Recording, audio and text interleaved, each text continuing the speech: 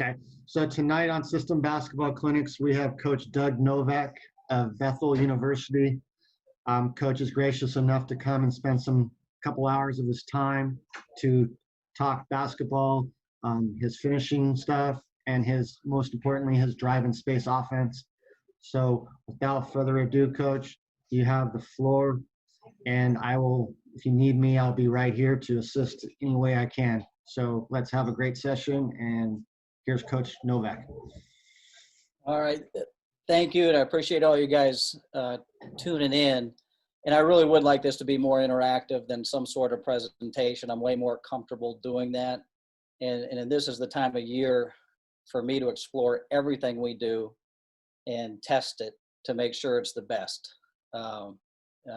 This is kind of a vulnerable time where you're going back and you're looking at the drills. How do they correlate with how we play?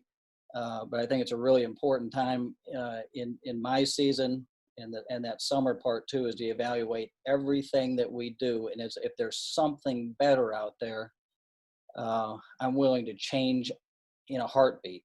But during that process, usually what happens is the stuff that's really good and it's been sound over the years, it's hard to beat it in my mind. And I keep on coming back to the foundational stuff that I think makes us good and a program that's always growing and our kids feel like they're growing. And to me, that's one of the most important things, because that's what creates the joy.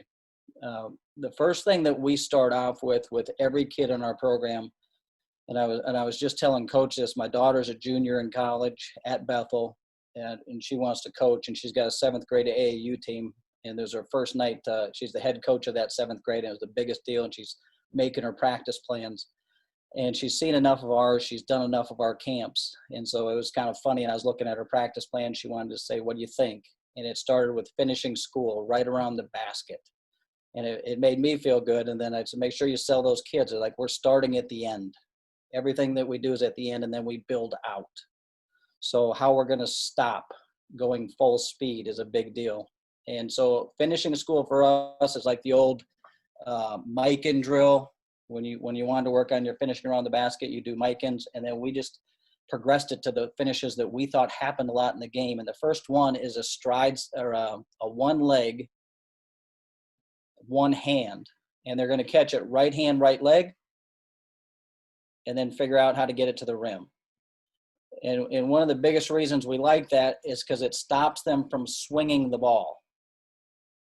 And at the same time, we're teaching them, now we're going to go a one-legged layup, the same coordination, catching on the right leg. So if I was dribbling with my right hand, I'd catch on that right leg. And then I'm protecting with the face.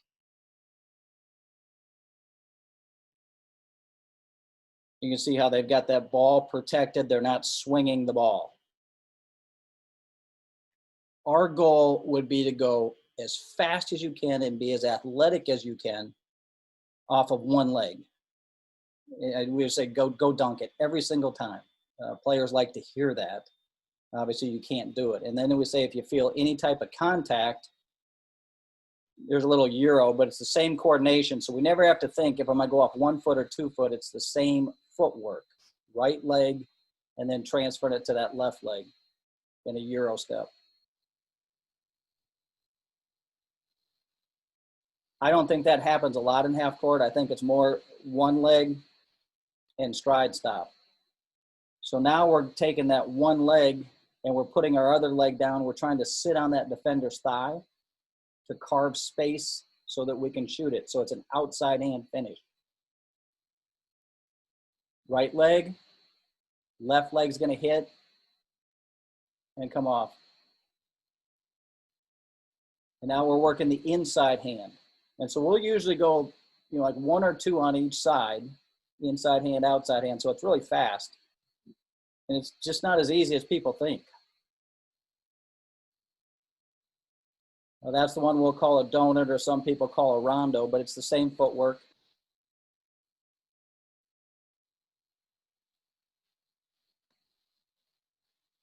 Trying to score with the inside hand, and then we're balanced to make a little donut turn away.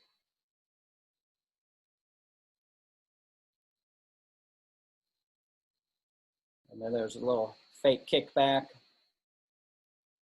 But since we're doing this every day, it's amazing the coordination that they're able to develop just right around that basket, as opposed to just shooting threes all the time or perimeter shots. I mean, we are shooting a lot of shots around the rim, and then we'll have a little series. All this is a little abbreviated, but just stride stop. I'll go back on that one. So a little stride stop floater. So coming from that side, how many times do your guys get that advantage? They're going downhill, and then you've got to have your go-to move in front of the rim. Like, what is your go-to move? I think as coaches, we do a pretty good job in the post when we're talking about that off of left shoulder, right shoulder, go-to moves. But I think it's the same game when you're driving off of that wing, going full speed. And of course, we want to go shoot a layup on the other side, but a lot of times it's right in front of that rim. So we figure out what their go-to is, and then we work on it. So here's just little stride stop floaters. This one we don't shoot nearly as much, but it's a runner. But if you watch the footwork, it's all the same. It's the same coordination, catching on the right leg. And this is when we're shooting right-handed shots. And then we're taking that step.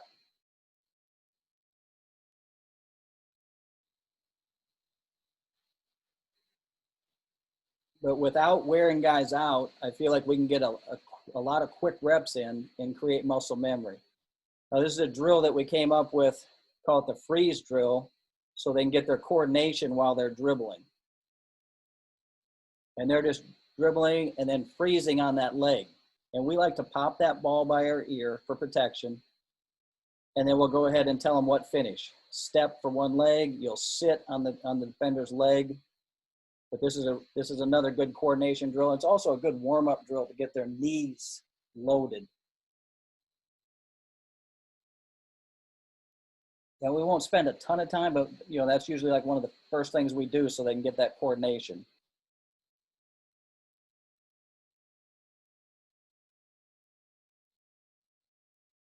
And then we'll just go through that whole series with the freeze.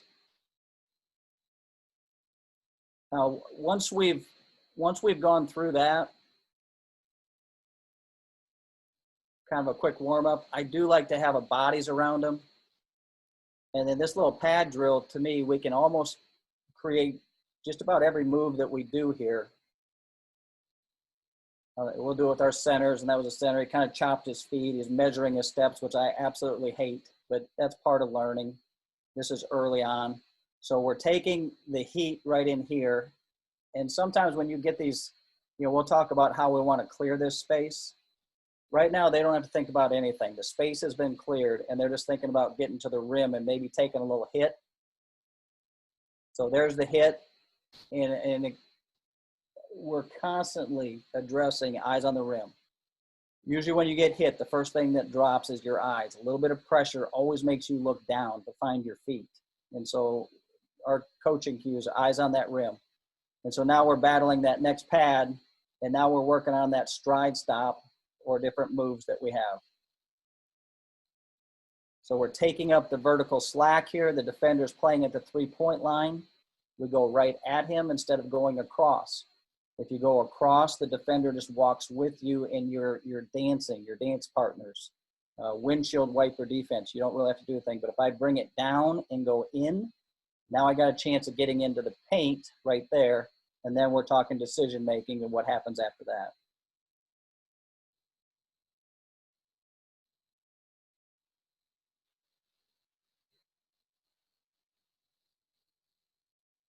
So again, we don't have like a lot of dribbling drills. We just have finishing drills where we dribble within the drill. So here's an important one, I think, is we're driving it, and now we're working on that hesitation at the elbow, which for most drive-in space teams, or I think dribble drive too, that usually signals something for that corner. It looks like they're coming up and you want to play with them. But we love to hesitate that and then turn the corner and try to drive it.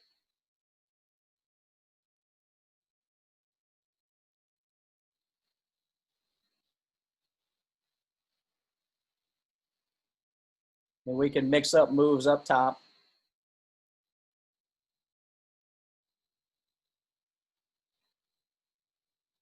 Now, the better player, the more we want doing this.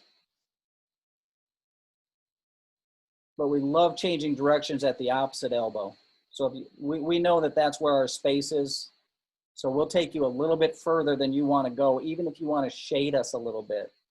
But we have so much room with that built-in exchange on the back side that it's really conducive for that change of direction. And now we're working on that finish.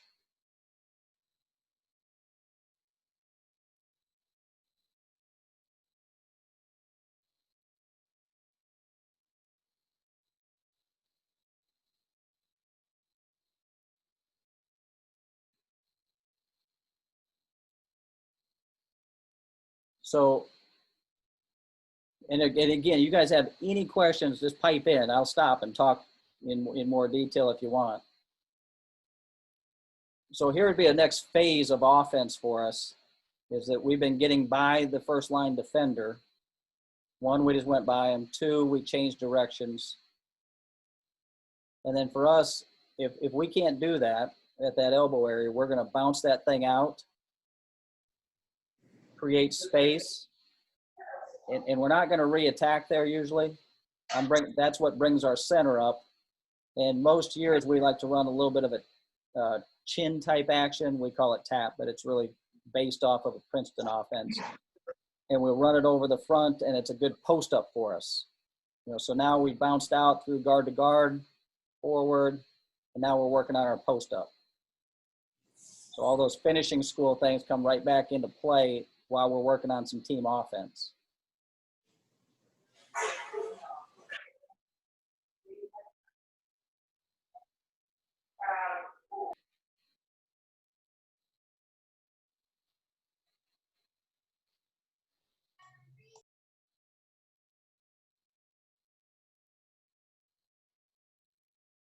And then here's just a couple of examples. Nice hesitation and a one-hand reach. Again, that one-hand reach we love teaching just because it keeps people from swinging the ball. And I really do think it's one of the fastest ways to develop an offhand, and I'm not sure why. I've just seen it over the years. Maybe that strong hand is such a crutch and you're afraid and you want to take it over there and help out a little bit. And we never want to bring that ball across. We want to bring that opposite hand across. But when these one-handed reaches are really effective for our guards to get to that rim fast without dropping the ball.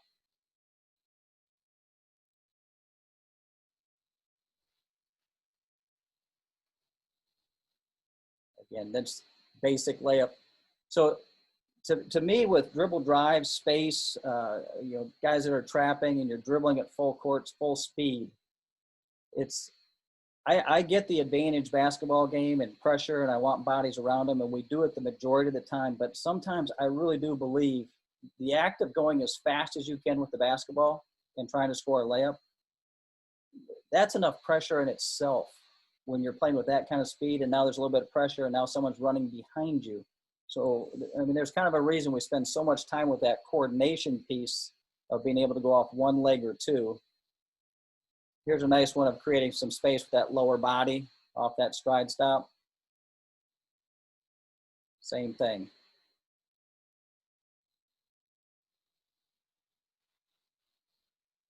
The physicality with the lower body, taking those thighs out.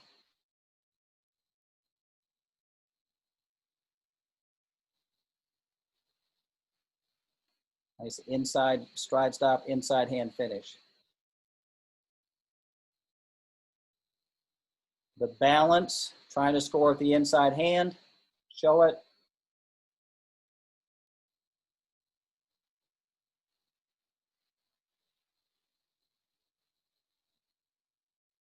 They're balanced practice shots.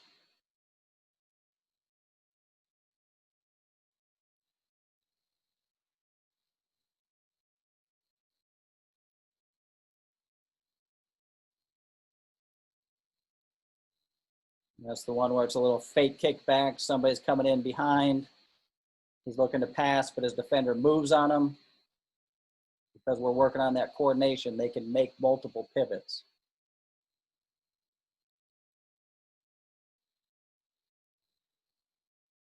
And stride stop floater. We're not shooting as many of those types of shots, the runner, but there's a spot for it, and there's a player on the team that can make it, and that can be one of their go-to moves. I'm okay with it. But it usually does come down to rhythm and vision on the rim. And then our next finishing series we go through pretty quick, but it's just quick little jump hooks. And I don't care about the stride stop on these in these post play action because we're not dealing with speed anymore. Because you're controlled dribbling across the lane. It's not that fast. The stride stop to me is when you're going as fast as you can and you need to have a balanced stop.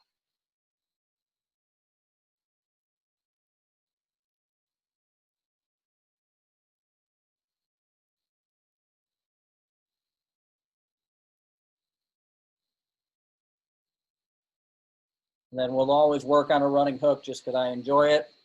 And we get some guys that they actually get to be pretty good. Same footwork though, right, left, and go. Coach, how long are you doing this at practice? So our practice plans usually are whenever we do some sort of shooting, 3-point shooting, we're always going to follow it up with something quick around the basket. So some of those are designed, we can do it and not tear down their bodies and legs and develop muscle memory from fingertips to elbows. And then other ones are pretty hard when we're driving from the wing and we're doing some of those things, and those gas you a little bit. But again, we're not spending a ton of time on any one of these. It's just throughout practice, it just keeps on building. So, and again, it kind of protects me a little bit for myself when we don't finish very well. You get mad and we're going to spend 20 minutes finishing and get that fixed. Well, that's not the way it works. It's a little bit not only just each day, but it's a little bit here, it's a little bit there, and you just keep on sprinkling through practice and keep building on it. So like 1 or 2 reps. So here we're working on our right shoulder jumper. So and again, they get to make up what their go-to move is. We'll give them different options, and I usually help them a little bit, but it's better if we can come into some sort of agreement. Like, what do you feel like the most comfortable coming in with your left hand in front of that rim? And then they may pick one I don't agree with, and we'll let them keep on going. And they're going to keep missing because there's going to be a ton of opportunities in practice to shoot that shot. And I said, you still think that one's your best? Yeah. He goes, well, maybe I'll try the right shoulder. I don't know always, because sometimes that left hand little floater for him is depending on the player, but it does help when you can help develop their game together. And some guys can shoot this one and other guys can't. A little slight fade with that stride stop, I'm okay with. And then there's a little stick. We can just put it right between their legs with that stop.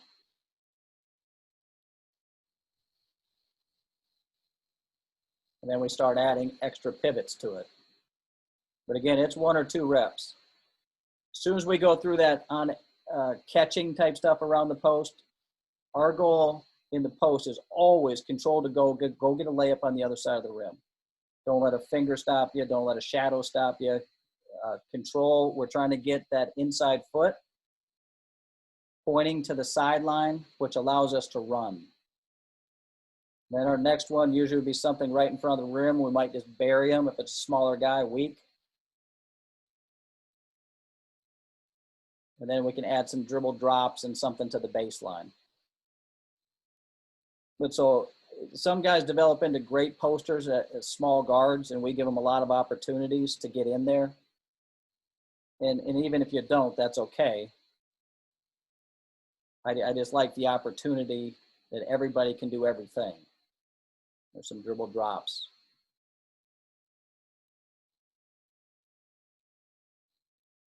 Reverse turns.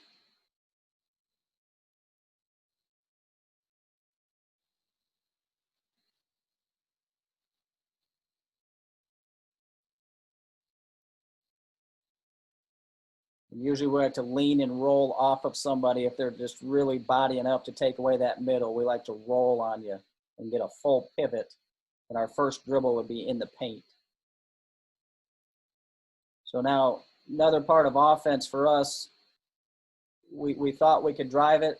We thought we were going to go get a layup. We thought we were going to work on finishing school. I just could not either get my feet organized, and nobody came off the wing, and I had nobody to play with. And we liked doing this more. And so over the last 2 or 3 years, I bet, we stopped picking that thing up. Because, you know, sometimes, and especially in Division III, I coach a lot of compliant guys. And so they would drive down there and they would do a stride stop, and they could do it great. And then they'd pivot out to throw. And I said, that's not why we're driving. I said, the only reason we want to kick that ball back to the top is because you couldn't gain leverage to shoot it and get a good shot off. So we tell a lot of those guys, just keep your dribble alive and turn these into Barclays, because we can still pass out off of a Barclay. So we can do that off of the top. And normally we have some sort of pad or resistance so they can do their post work. But it's another way that for guys to get into the post from anywhere. So traditionally it's done off the wing, or that's how we started it. But you can do it just as well off the top, especially when you have that great matchup.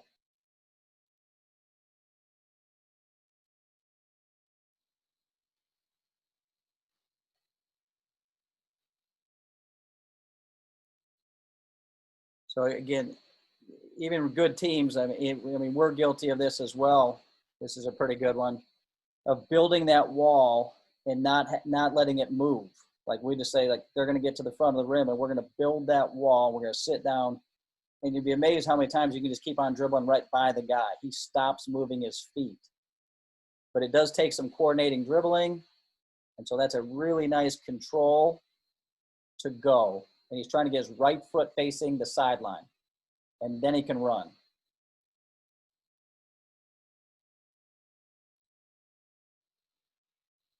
Probably too much space between him and that defender, but he's going controlled, a running hook.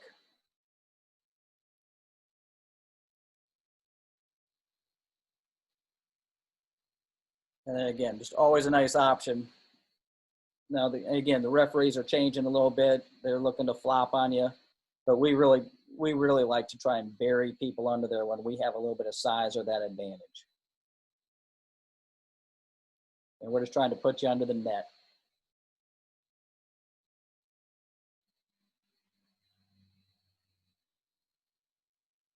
So I didn't show this on the drills, but we do like to use what we call a shimmy. So it's not just a mechanical go in, get to your left shoulder and score because you're bigger, stronger. A lot of times for rhythm and balance, we just do a quarter turn. That ball's up by my ear, and I just turn a quarter a little bit, almost like I'm going to drop step on you, and then I come right back in rhythm and get my right foot down. And it's amazing. He was able to get separation because of the shimmy, and he gets to one of those spots. We're pretty particular where we're taking these shots, and especially in the post. And I know the analytics say that the post up isn't very good, but I think what they're talking about is post ups like off the block and trying to shoot it off the block. We're never doing that. We're either shooting it hand to the glass right here, front of the rim right there, or hand to the glass on the other side. Anything in between is an extremely low percentage shot for us. Maybe it's my coaching, but we just don't make those in-between shots in between there. We have to be front of the rim or hand to the glass.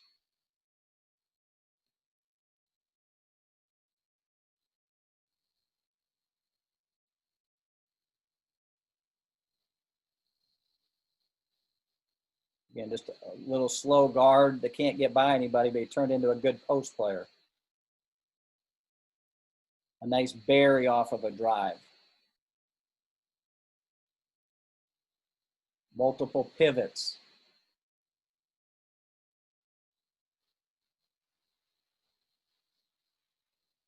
But I do think, and I say this a lot, but it's kind of freedom from choice when you're down there. The shots that you're going to take. One, you've developed a go-to game, a blueprint to it. Two, you know where in that lane that you're going to shoot it. And so you're not going to panic the first time you get hit after one dribble and shoot one of those bad shots. You're going to fight to get to those spots.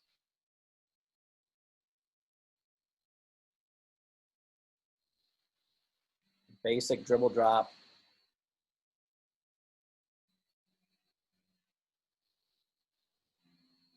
Another dribble drop. I mean, we do love posting guards.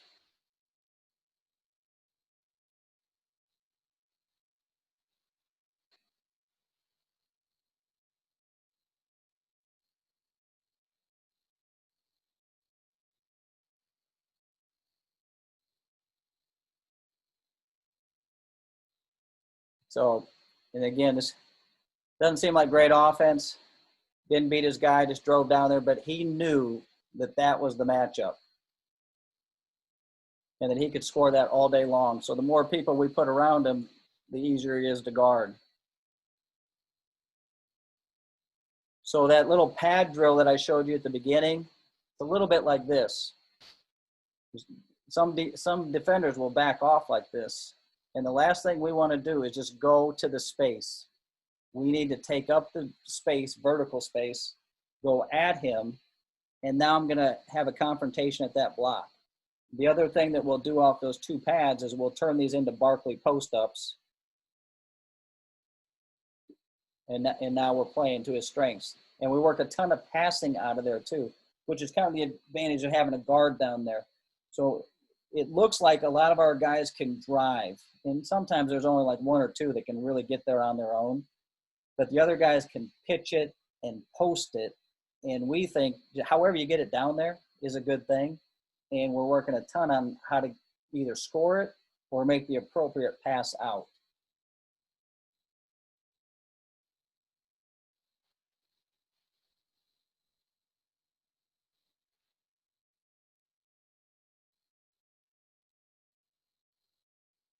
That was pretty crafty. He did a little jump stop. And again, this is where some guys that like they're all into the jump stop, and I'm okay, whatever. The only reason that we don't do it because I think at full speed we lose our balance and we can't do anything other than shoot. If you're going 0 to 60 from 30 feet out, I mean you're going as fast as you can. Usually our guys just kind of fall over and they just have to throw something up. If we land with that stride stop that we talked about, I have the option either to go one leg, two legs, and then I'm balanced to set a screen for myself to pass back out.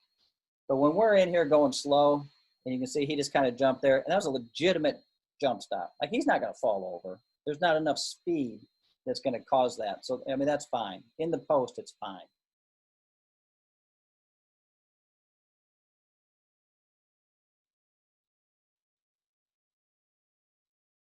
And again, working on those multiple pivots, and we're actually trying to post up this number 2, a really good poster, but we drove the wing. So we drive and escape, and then we ended up turning that into the Barkley.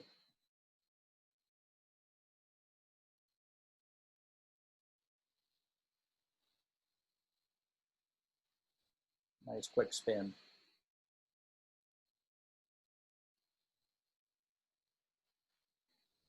All right, this is a little bit of conceptual basketball now. So there's some finishing things,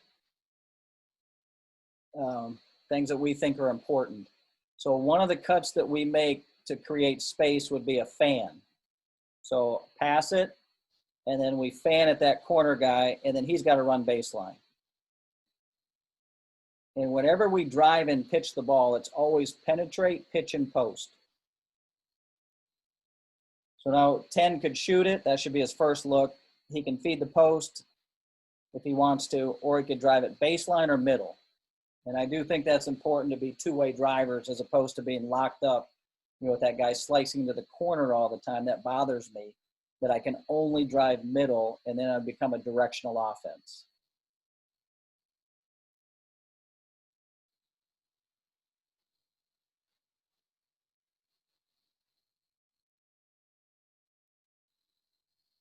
So there's another fan to create space, penetrate, pitch, and post.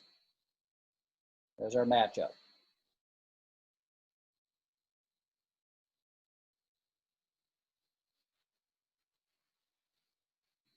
I didn't like this one. So 4 pitches it and holds. The reason I don't like it is because he didn't create a two-way driving alley for this guy. Now that he is a really good poster, the guy that pitched, he was young. just froze, thought he was going to shoot it, didn't. So whether you can post up or not, if you never develop into a post player, that's fine. I need you to slide down there and potentially draw a foul, and I need you to create space for number 10 so that he can go both ways. So he didn't shoot it. He probably should have. First look is always a shot. And then he attacks it, and he just turned it into a post-up. Go-to move, right shoulder, jumper. I'll stop here for any questions you guys might have. See, I don't see any yet, Coach, but we'll give him a couple seconds. Guys, you're unmuted, so if you want to let me know, you can have the floor and ask Coach a question. All right, so this is just a fun way that we work on it, is we'll play one-on-one up top, penetrate, pitch, and post, feed the post, and always play live one-on-one. Should rephrase that. You have the ability to unmute yourself. You're not unmuted.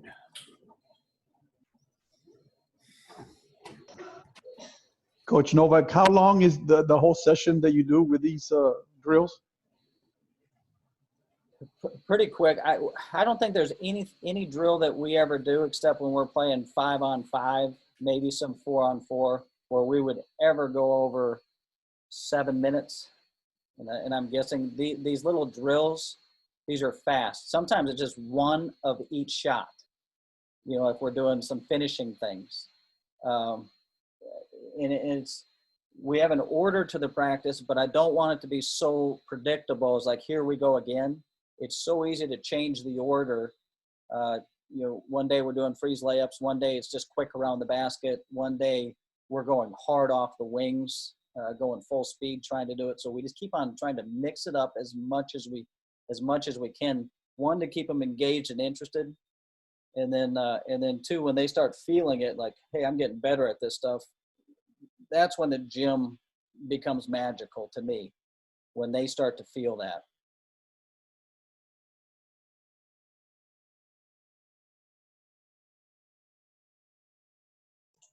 So that's Coach, a basic, yeah. Coach, do you practice on post passing as well?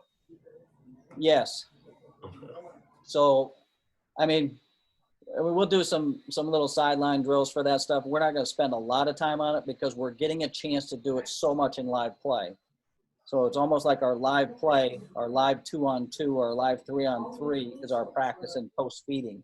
And so, you know, obviously the younger guys, and they're just trying to remember some things, and they're throwing chest passes in there when you don't have a defender. You're trying to remind them you can't do that. And then sometimes I overdo it with these perimeter post-ups, you know, in trying to advocate that it's the skill that counts. So you just drop the ball. If you're on the wing and that guy's posting up and you want to get him the ball, I've never seen a good player that can't get the ball in the post. I said, just drop it to him in the short corner and go get it. And if you think he's losing his advantage, for us, we could care less. You know, if we can get a catch and score, we want it. But we just want that player to get the ball in that spot, and we practice that stuff every day.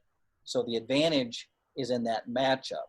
So it's not always, you know, with that great, I think Belmont does such a nice job of feeding it. They're catching scoring all the time with their bigs. I'm just not very good at it. And we have smaller guys that I don't think are good at it either, but they are really good off the dribble. So that short corner works a lot. So here's basically the same drill, but we're doing it with a fan. And then we have the defender on the other side. So we're playing one-on-one with that wing, and we're still working concept, penetrate, pitch, and post. So he's working on his escape. But these guys are really playing one-on-one. Coach, where does the passer go after they feed the post? Relocate or cut through? Question that was sent to me. Good rule, or a good question. We always start, we're really simple on it. We start to run as fast as we can. You guys see my arrow here? And we want to go over this elbow and down and out. And a lot of times our post, our 5-man, our center is on that other side. And when we're posting up a guard, they're playing yo-yo. So we start with that, and then we say you can start that, and if you feel like your guy has a line on you, if he's kind of locked up, you can stop and run right back to the corner. So those are really our two things. You run as fast as you can through the elbow, or you start to run through the elbow and then you run back to the corner to respace. Coach Sid, go ahead.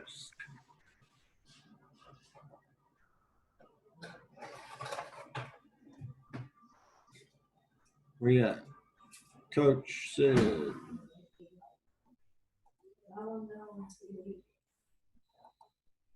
Come on, man. There you go. Sorry, catch that. All right, sorry about that.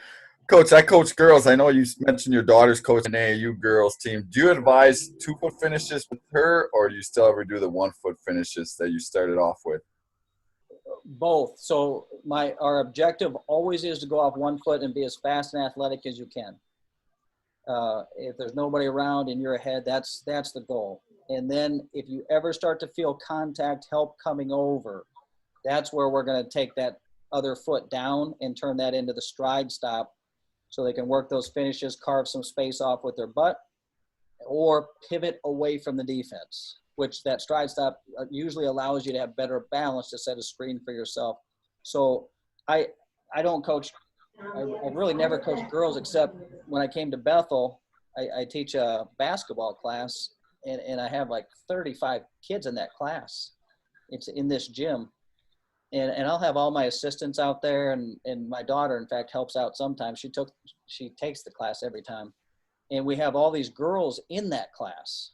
Some of them aren't even basketball players. And it's amazing. You know, some of it is synchronized swimming stuff where we're teaching them. And I'm not saying I'm turning them into basketball players. But it really, I mean, they're doing Euros, they're doing donuts, they're doing all these things. And these are some non-basketball players that are girls. And so the girl basketball players that are doing it, I think it's great. And the other thing too, I'm not an athletic trainer, but I think it's better on your knees. And I know in the girls game, it's such an ACL driven injury. It just scares you to death sometimes when they stop, and sometimes it's bad luck. But anything that we can do to help their knees, and it's better for your basketball game in my eyes, like I'm all for it. I know they can do it. All right, thank you very much. Here's like a little 4 baskets series that we set. So we cut, and for us, our cut in front, we just call that a fingers because we're trying to throw our hand out in front to maybe get a pass back, even though it's a bad angle. That's just how that started. But on these drives, keeping the dribble alive, we're saying like, I want these guys to grow every day, but then I also want to protect them. Like if they can't do this stuff, like at this point in time, like I just can't get to my feet. I'm going so fast. I'm not quite coordinated like you want, coach. Okay, fine. Here's how we can protect you. Keep your dribble alive. Go Barkley we talked about. And then I think this is a game changer, is dribbling underneath the basket. There's usually more room under that basket than what you think. And so now, and a lot of times we just call those Nashes going underneath, and then a Nash drift and one up. Teams are evolving. They're getting better with their defensive plans. So the offense has to keep on getting better with it. And so now teams are saying, they're not going to put 2 guys on the ball like that all the time. If you're going to, you're going to play and scramble a lot against us. If you're not, and you're going to scan out and take away that shooter, we want to be able to keep this alive and play with this slot guy. So we can dribble underneath the basket. And a lot of our dribbling drills that we do, it's about turning corners. So we'll put a line on the baseline, and they'll have to dribble as fast as they can around the 3-point line looking at the rim. And usually because they can't keep their hand on top of the ball, when they get to a bend, that ball will fly on them. It just flies out of their hand. Well, if you think about it, a lot of our game is from the wing driving in, and you got to bend it a little bit, and that's where the guys are losing balls. Underneath the basket is that same thing. I'm dribbling, and I got to bend it underneath. And we do this a lot, and it allows us to make these next plays. And so I know this is far away, but this 21 right here, we're using our imagination. And so we like to mix up bodies, reads, decision-making, and then imagination game. Sometimes it's choreographed game. We're telling you what's happening, and you got to use your mind. So we're saying there's a guy in line with number 21. So as I'm dribbling up, you can make a second cut. We want to space to perfection in everything we do. And if you can't get the ball, then you're going to second cut it. But usually we just don't second cut anytime we want. We want to get to wherever we think perfection is.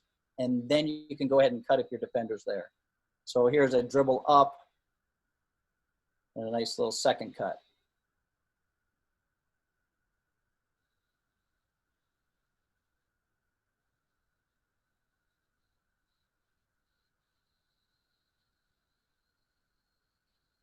But these things turn defenders all the way around and they end up getting twisted.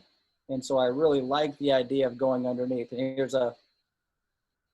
here's another protection plan. Here's a guard. It's not very physical, doesn't shoot it very well. He does some other things, so we want him. And he's kind of soft in the post, no problem. So we say you can dribble out. So now he's dribbling out and just throws it up. One of the concepts for us that we constantly say is down, up, over. We love getting the ball down any way we can. So it might be off of a drive, might be off of a post up, it might be an offensive rebound. The ball is down on the baseline. We want to get it up and over as fast as we can and then into action. So it's like an accordion. We got you squeezed down, and then we get the ball up, and then we usually get a better closeout to attack.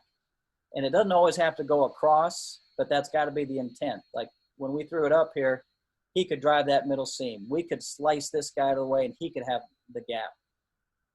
I think there we just turned it into a fan, penetrate, pitch, and post. So a pretty good job of getting that floor spread with a bunch of concepts.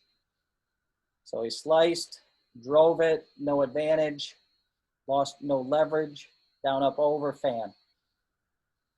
He could drive it either way.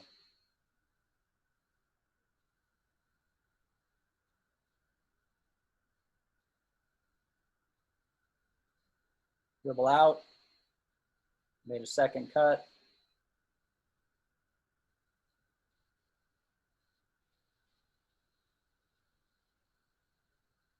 And that's a shooting drill we do quite a bit too. So we caught it on that wing, could have posted it up.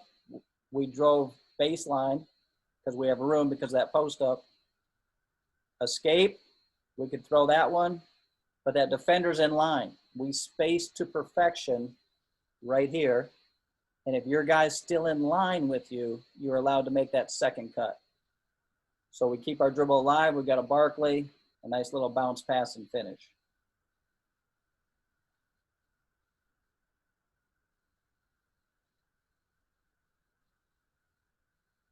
Any questions on that?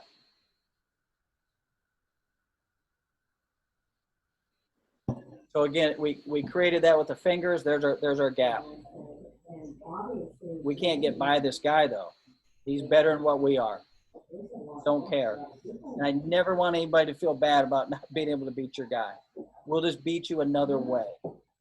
So this bounce out, now that's what brought that center up. And now I can use him anyway. I can cut in front, I can go on the back. But I'm gonna try to get a post up. And then so we got leverage, or a thrust going to the basket, and then we're pulling you away from the basket on that top flare.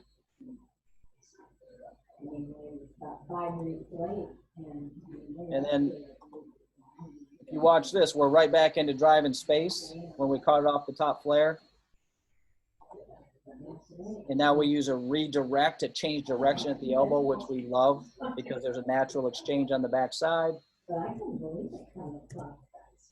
now we're working on that finishing game.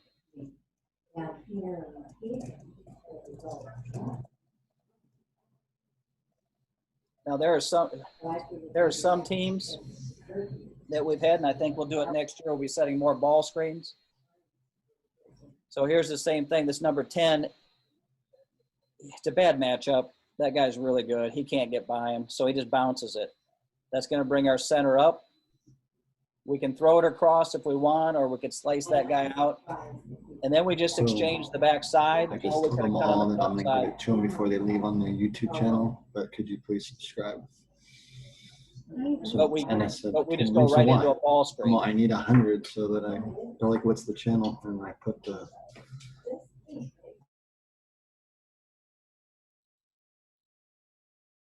So these are just some basic rim decisions. Weak player with the ball, really weak compared to what he's being guarded by. Look how much space he got because he could stride stop and pivot away from the defense. And we started doing this when I was at the Citadel, and we ended up playing like 8 guarantee games, and one of them's Michigan State, Draymond Green, and those guys are men, and we are little Division III players playing low Division I basketball. And every time we stopped like that and pivot away, they were ready to crush us, and we kept on turning away, and they'd fall over. It ended up being, like a 5-point game with a minute to go. We had an outside chance of pulling off one of the biggest upsets ever. But I thought one of the major things is that we could protect ourselves against people that were far superior just because of those pivots.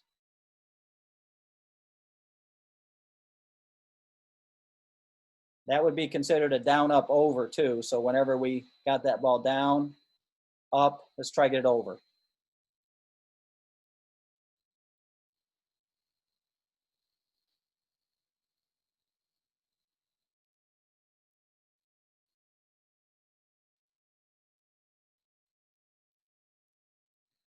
So while those finishing moves are for you, and they need to be for you, they end up being for us because we can go full speed, we can stop, we can pivot and get away from defense and throw passes.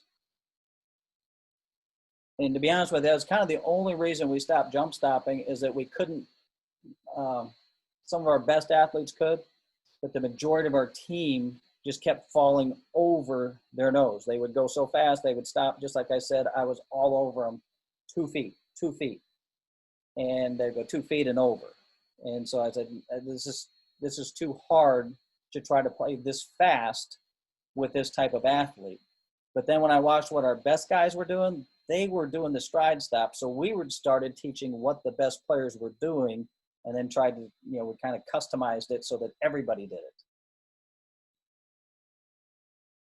And usually in your program, someone's done it before. When they're playing good, they just do it. And so it's not like you're trying to change them. You're just trying to get to their best more often.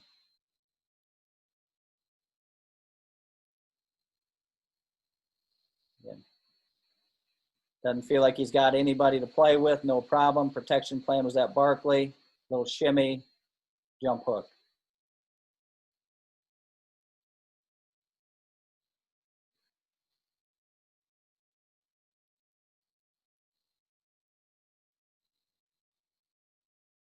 And a little get action. So that was our matchup. 24 on this 7-footer. He's a transfer from Washington, Division I guy. This guy's undersized post, but he's really fast. I thought maybe we could get him to bite on something and he could turn the corner and go score a layup on the big guy. He didn't bite. So the play design wasn't bad, but because we're spending the majority of our time on this kind of stuff, nobody's panicking. Like nobody's disappointed that the play didn't work. We care. I don't want to say we could care less. We want every play to work, but we know that games are won and lost by this kind of stuff. So now he just got right to the front of the rim with a little shimmy. But these are categories that we would call rim decisions. So now we're in transition, and we love to attack the middle of the floor in transition. We want this big running as fast as he can to get under the net. Our wings, I know every coach is saying, usually yelling, and mainly assistants do it because it's something that they can do pretty easily, like yell at somebody for running all the way down the corner. I don't even pay attention to them. I guess I would if they were dogging it, not getting down there. But those guys are pretty good shooters, so they have a good sense of, like, every once in a while they might want to stop and get something. but eventually they're going to get to a corner. The two guys I care about the most are that point guard finding the middle of the floor at some point in time, and I don't care when it is, but he's got to get in the middle, and then our center's got to get under the net. So now here's a good, gets to an elbow, changes direction. They're spread trying to guard our trailer. Probably should have shot a layup, but he's a little guy and doesn't feel like he's a very good scorer, so he just keeps on going. So now he's got a Nash drift game. Coach, you're being asked if you ever go 5 out. Yeah, occasionally we do.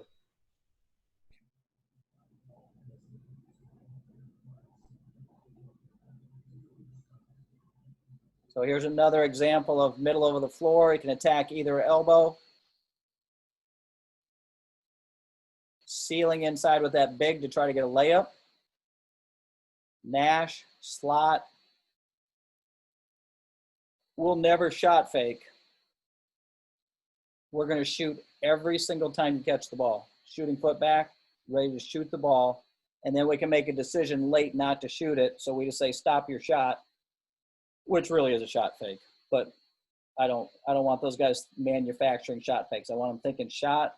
So he stops it, and now he attacks. Kind of lost the advantage a little bit, but not too much. Front of the rim.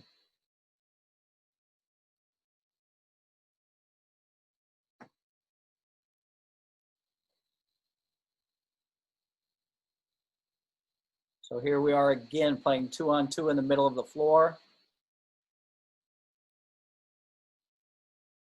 And now we've talked about Nash drift, Nash slot, and then we can get a Nash bypass, just keep on going to this guy.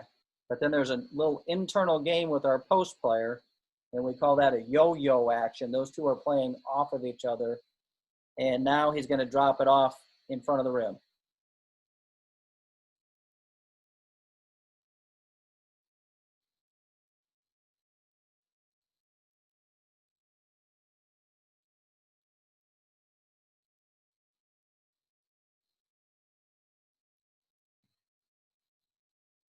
So middle of the floor, that post is sealing to get a direct feed if he can. And then if he can, it ends up almost being like a screen.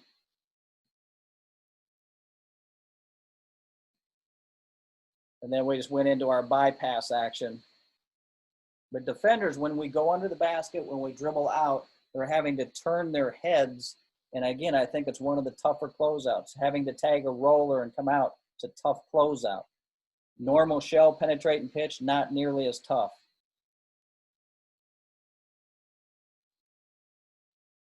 Here's another protection plan that we might have. So 35 is 6'9". He's a low major Division I player at least. Great shot blocker, one of the best shot blockers in the country. This is a good player, but he knows that's not a great matchup down there. He doesn't have any leverage, so he dribbles it up. So now we got a dribble up flip. Again, one of those weird things that you think you're in good position, but your back's turned, this guy's back turned, so now we just dribble it up, flip it. So instead of taking a tough shot versus a bad matchup, we can get out of trouble pretty fast when we don't have that leverage.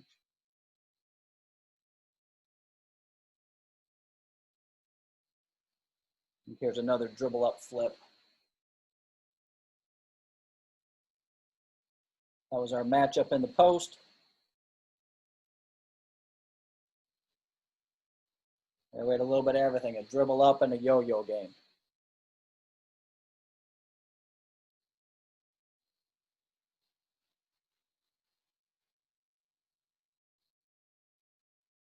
A bad, slow spacing start.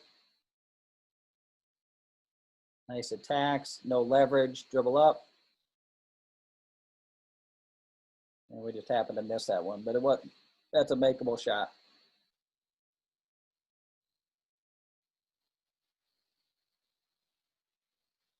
Then here's a dribble out concept. Nice change of direction. We go back, change the direction, trying to score. Goes into a Nash. Nothing, dribble it out. That's where we can get those dribble out, down, up, over. But here, like most teams would do, they would switch out on the big. If you veer back, and we just kept on dribbling out, and that big didn't feel like he could go out there with them.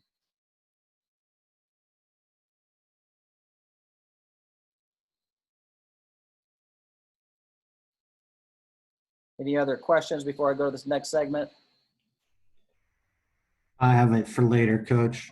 I have the 6'10" center question that I have asked Kurt and a few other guys that I'll ask you.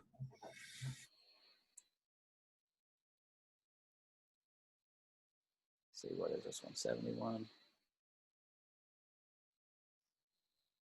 Just again, and trying to buy time in some sets. So sometimes we'll just work a set four on 2 or 4 versus coaches, and it's just a dribble at. So this is a quick. We just dribble at a guy and he goes into the post. So we can work our post ups. We can work our top drives. We can work our Nash game. We can work our Nash slot. So just a varied entry, basically a little set to get matchups what we want. But at the end, we're still working on the most important stuff to us. There's yo-yo. That the game just keeps coming back to at the very end. Like, how are we going to finish? How are we going to end? So is that dribble at a call, or is that just kind of? So that would be a call. So that would be a quick. Whenever we call quick, we just bring the center up to the elbow and we dribble at the guy that we want to post up. And so we're looking for the back door or throw behind, and then we're playing a top flare post up game. And so everybody in our program knows how to do that. We could do you could exchange your forwards, and now your forwards are dribbling at each other. You could dribble one way and spin back, and now you're dribbling at that guy in a misdirection. So that's one of our favorite post-up actions. So another quick shooting drill that we would like, we just penetrated, we pitched and we post, and now we throw the escape. Coach, do you have the same principles versus zone, or you do something different? It's very similar in these driving. We'll get more slot drives against the zone down the lane line. But these escapes we use a lot of these against zones too. And then we usually like to finish these on the wing. We'll drive baseline, we'll drive wing, escape shooting. But then we'll make them second cut too. So we'll jump the guy out there so he's got a cut after that spacing. So this is a button hook, which I think is one of the most enjoyable things that we do. We just put a guy at the nail. Ball ends up getting in the middle of the floor. We'll do it in transition too, and you drive either way.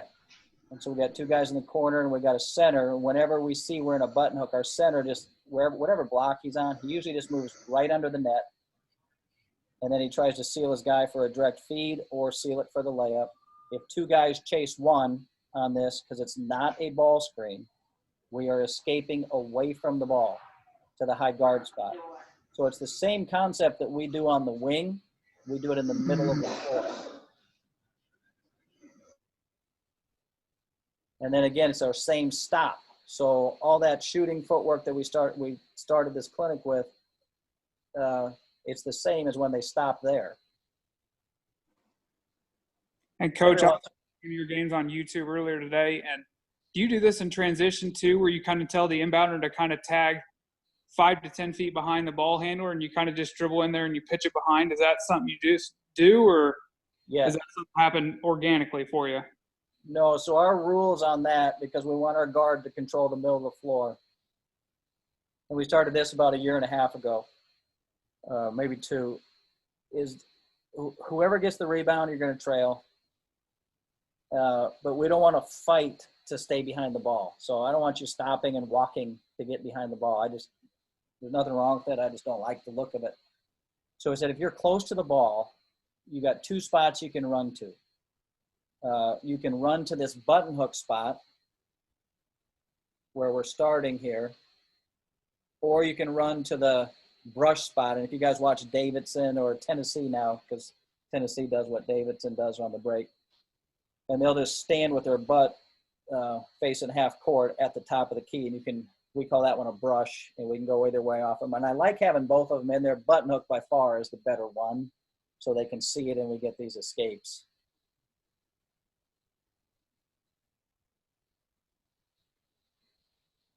And then again, this is a great second cut if there's a defender out there. Let's see if I can get to it. We'll back cut it. That's our center working as the point guard. I guess we're working some kickbacks there. But you guys get the idea. So here we're into a fan, a drive, and escape. So how we get there off fans, fingers, slices, forwards out here. This is a really good shooter in the post. Drive him out on the escape. Two good shooters.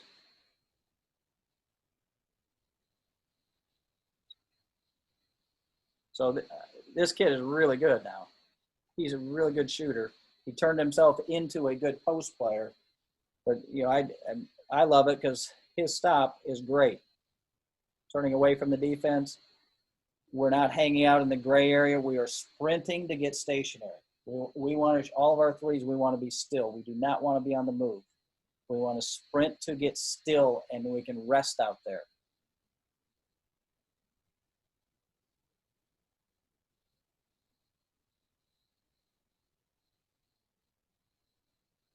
Another one.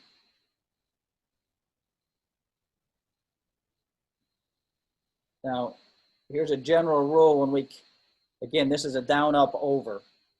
But for some reason off of this action, when we drive, when we throw back to the escape guy and we don't shoot it, we attack, is a lot of times we get this quick pitch and a slot drive.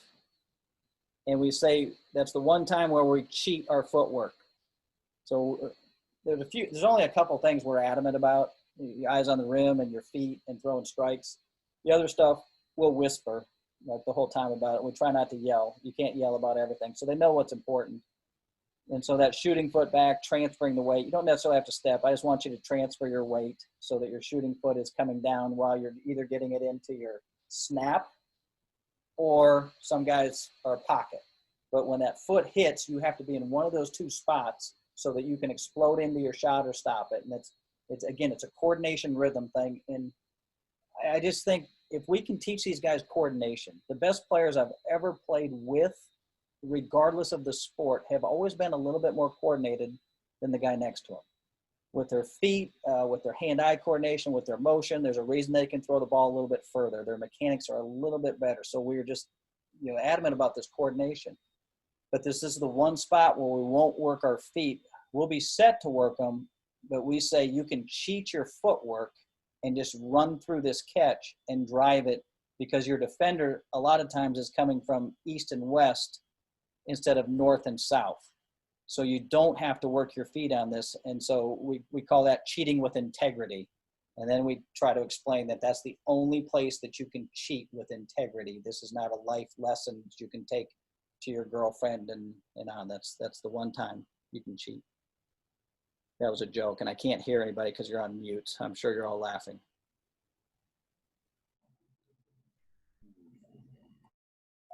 So is that something you do a lot against pack line? Yeah, and that's one of the reasons I know we did, going back to the Citadel with all of our flare screens, and then once we had the advantage, we wouldn't set any more screens. But when we would drive in, we always circled in behind stuff. And then one day, like the game was changing a little bit and squeezing in, trying to keep you out of the paint. And I was like, why are we bringing guys to the defense? Let's stretch them out and don't come. And especially from that wing to high guard pitch, we try to throw a quick pitch if that guy is over helping at the elbow. And then if we throw that thing on the run, we'll continue on the run with the fingers cut. And now that the guy that's driving, he can beat me sometimes if he's going to cheat and go. But there's a lot of times if I lose my momentum and there's a guy there, I will just check back out and respace. and give him room to go lane line or right down the middle. He becomes a two-way driver, if that makes sense. Now here's just straight button hook. Escape 3.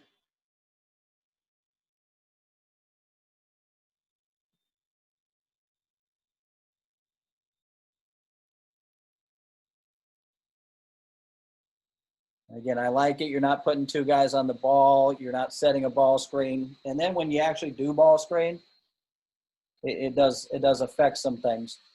And so we started doing that button hook, and this was in about 2001 or 2, and I was screwing around with the triangle offense.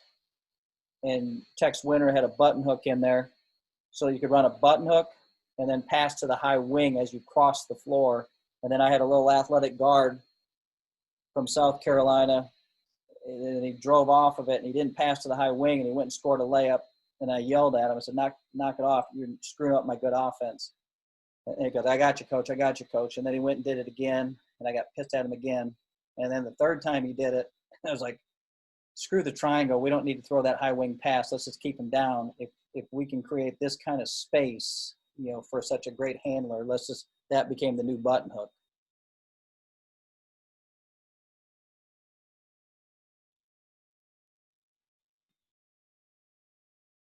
And then sometimes when offense stalls, which isn't here, but again, you're just putting guys on the island when you're in the middle of the floor.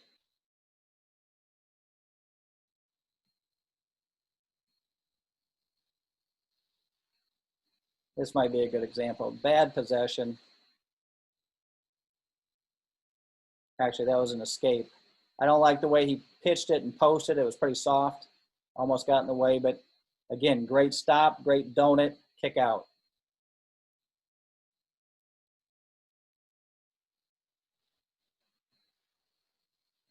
I think this is one of the bad possessions. Not much is happening.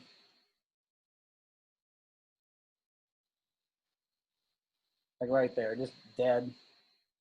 Pretty easy, just there, just go to the button hook. We can figure it out. Now you can see that center. Because once he saw that we were in a button hook, we want to get 3 in a line. And then he's sealing he's not setting a screen for that guard. He's sealing that we can throw a direct feed into him.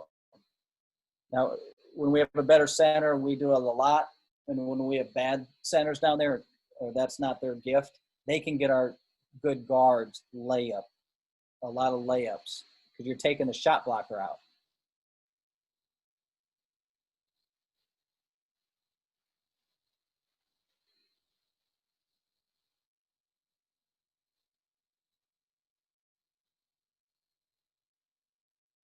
Again, just all the drive and space things, play with the center, skip it, kick back, all that stuff. Now, again, different ways to clear space. So this is called a strong for us. And on the other side of the floor, it's called a flash, so that we can put different guys in that button hook spot. And we can give it to different attackers up top, so that everybody knows how to play on the button hook. Everybody knows how to drive in the middle of the floor. But now you have a brand new defender trying to figure out how he's going to guard that.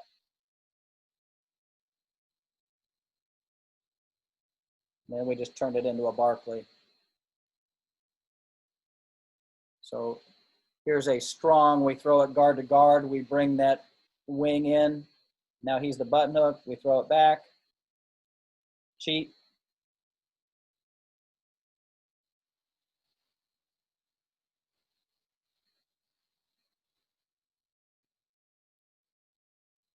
Another strong, bringing in a different guy.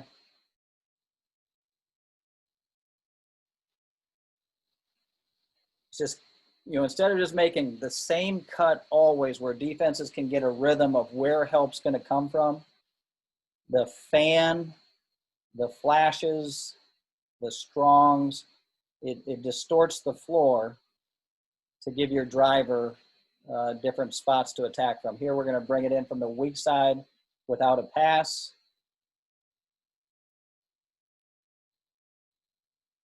and just a basic wing pitch attack. And then we will like to run a lot of sets out of that button hook action too, especially since we started playing more in the middle of the floor. So our matchup was that number 3 on the far side, end of the clock, big possession. We just dribble at, post.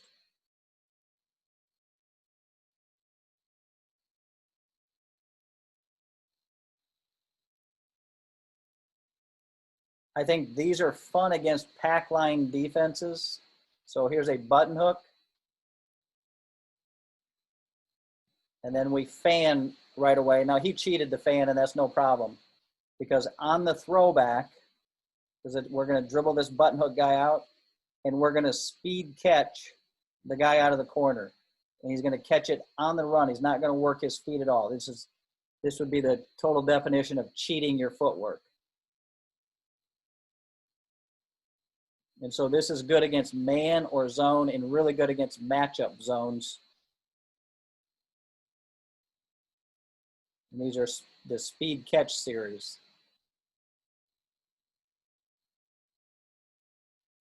So here we are in a button hook, dribble, fan, speed catch. So a pack team, probably the last thing you want to do is get stacked. And so we're watching, are you getting stacked with us down here? Even with us. And if you do, that gives us that running catch, and we try to run along the high school 3-point line and make the catch right there on the run.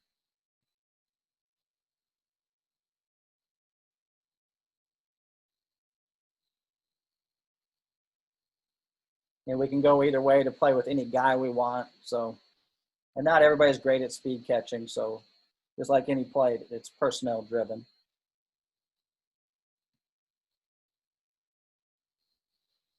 That guy was really stacked in the corner.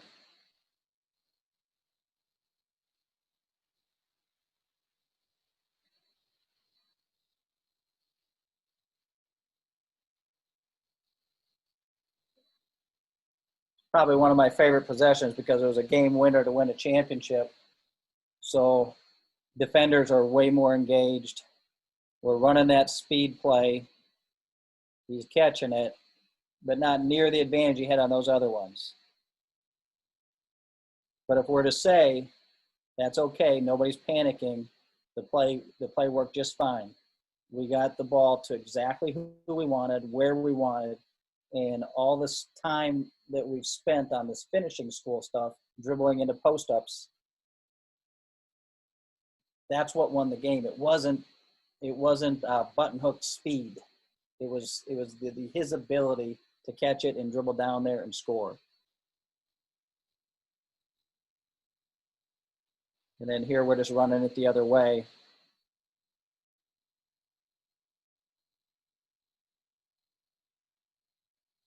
You know, and there's some guys, especially that kid, if he ever caught it and there's just shoulder to shoulder, he's going to win that battle every time. Now, same concept, but it's with a cut in front, our fingers cut. So in a sense, it almost looks like an old motion game with a curl. But we're just making our normal fingers cut, and he's making a speed catch.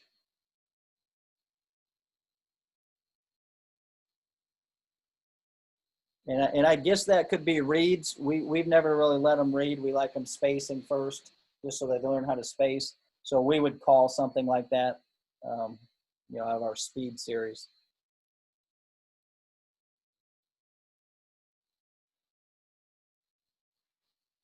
So here we actually did something a little different. Our 5-man is right here, our center, but he's a really good driver, shooter. We're in a button hook, and this is one of our like 3s, I guess. I don't know what he is, but he's just another player. We put him under the net. We did our escape. We cheat, and then we just sealed off the best shot blocker in the country.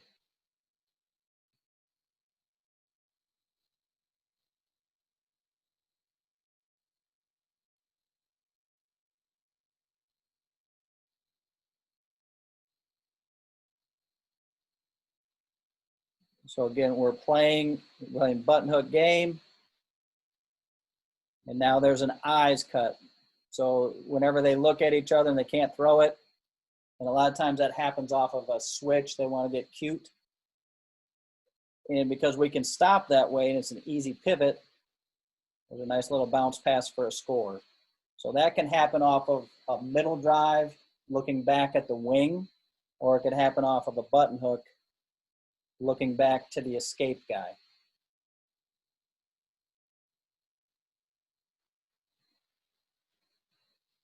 So there they switched.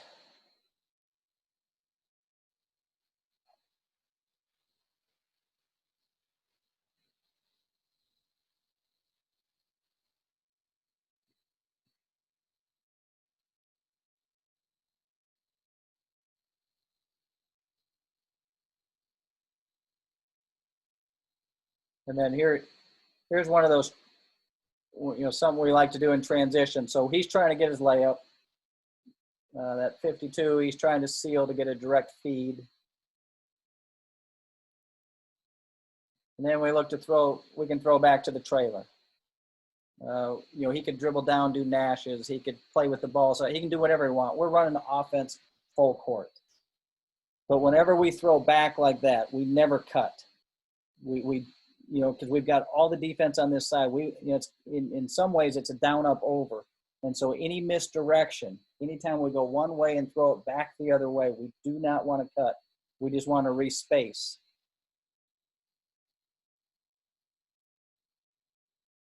And so this action we would call a bang. So it's bang, bang, pitch back. And so, again, we started doing that last year with some of our guards. It's nice to get that guard the ball back. Now, we didn't have to go back at him, but I really did like that action.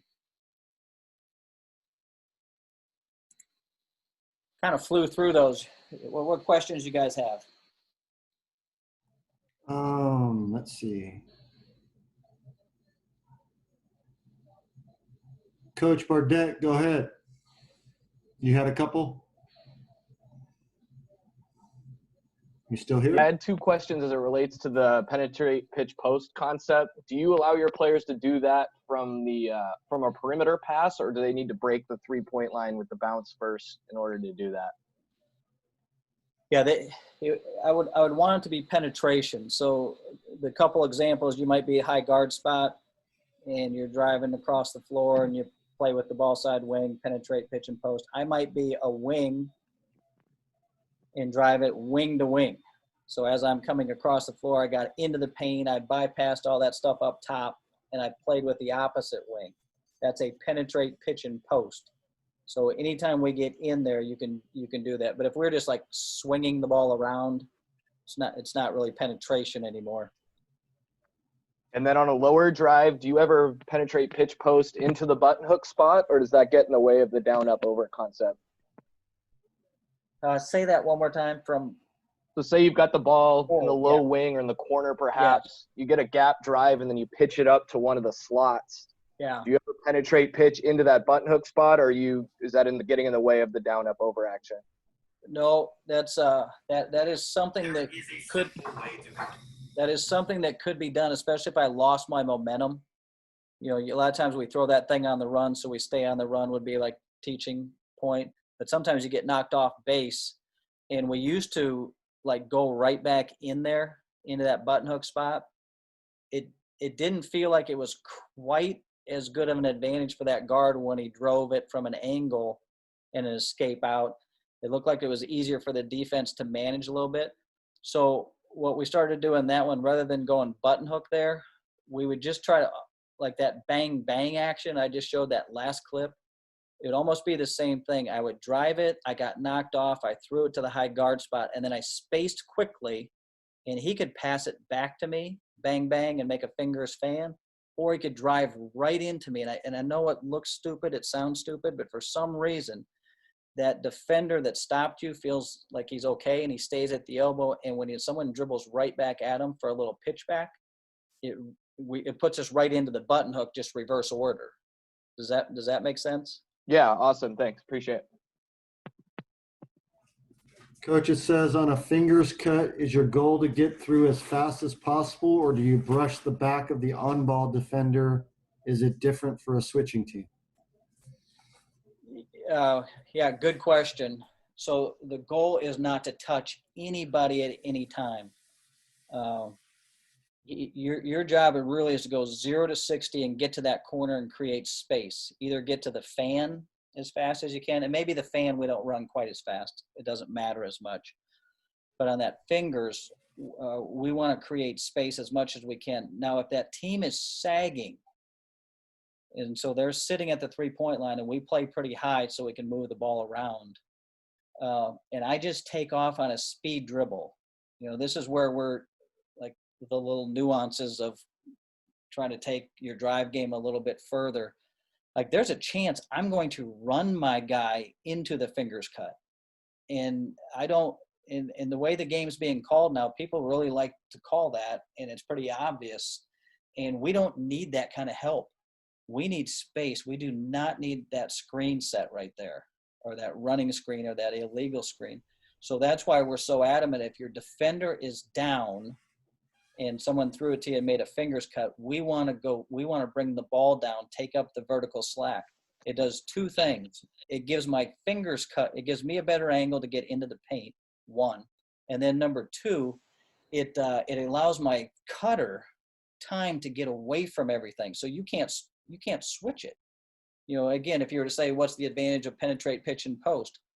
You can't switch it. I'm posting. Like we're 10, 15 feet away from each other. There's not a switch. If I'm constantly running in front of you, then you might have to worry about the switching. I just don't think we get close enough ever where it's like logical to switch.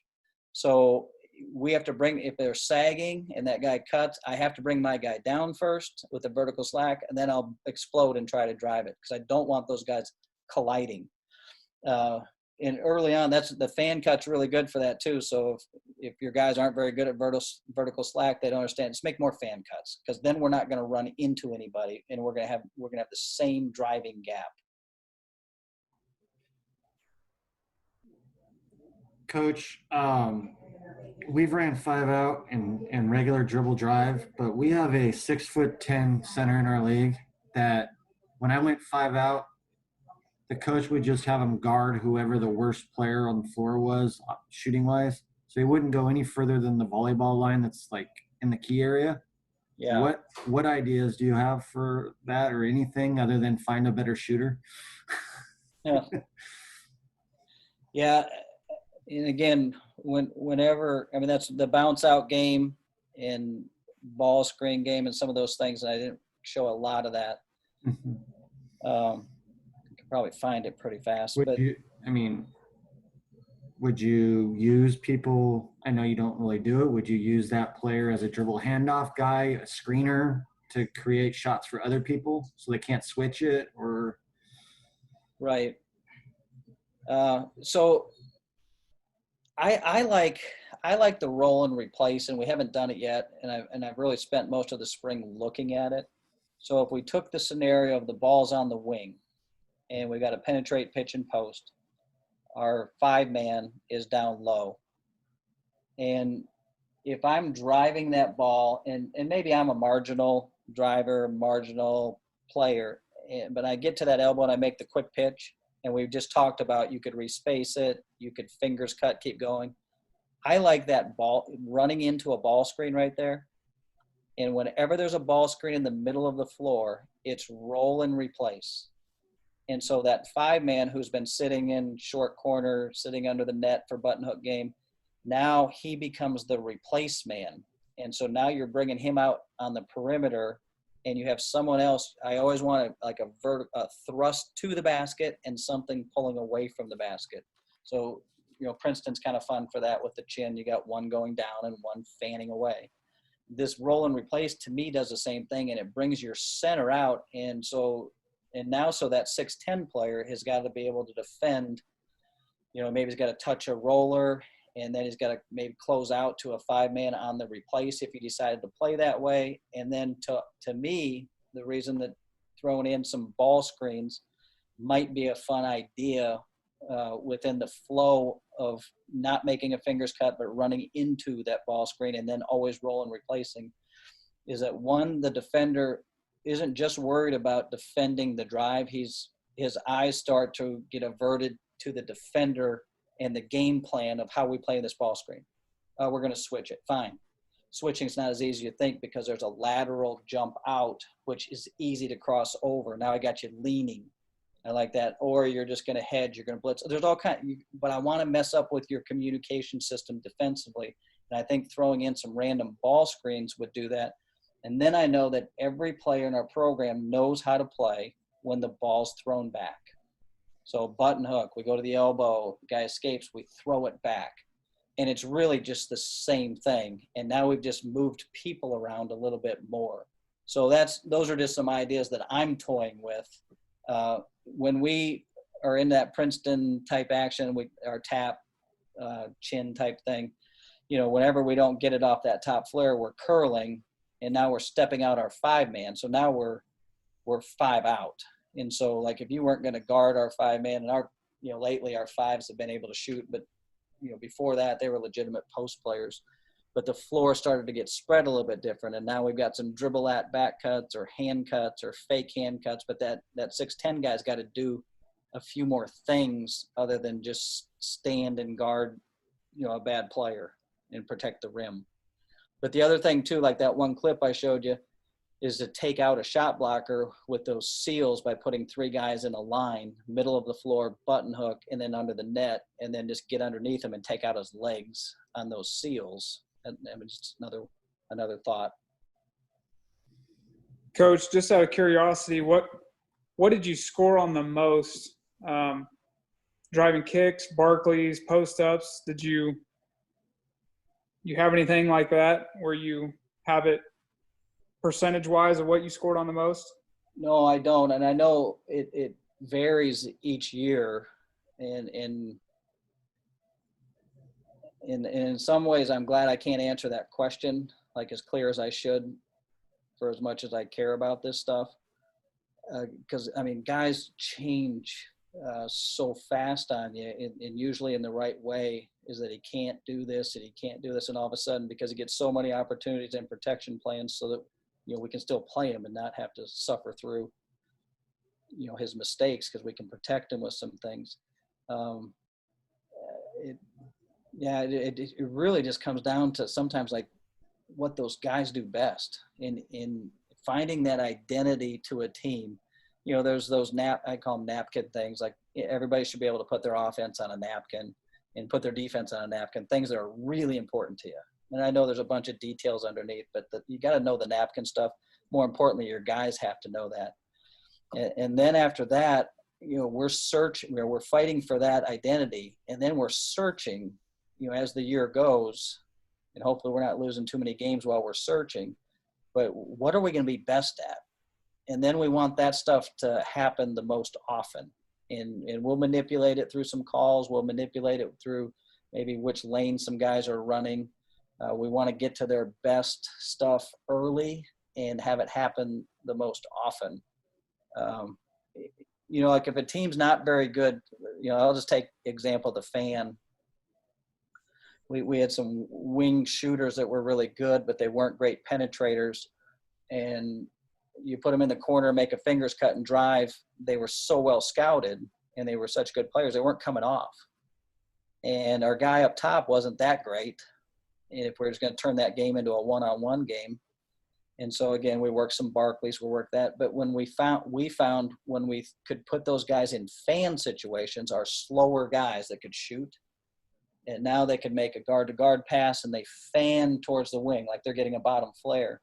And we drive in there. 1, it's easy to get them the ball. 2, the defender has to turn their head a little bit, and now they have a momentum closeout. And it might be a baseline rip, it might be a middle drive. And I know I'm all over the map on this one, so I don't really have an answer like which one. And it might be one different one for each guy. It might be for the matchup. I gotcha. Yeah.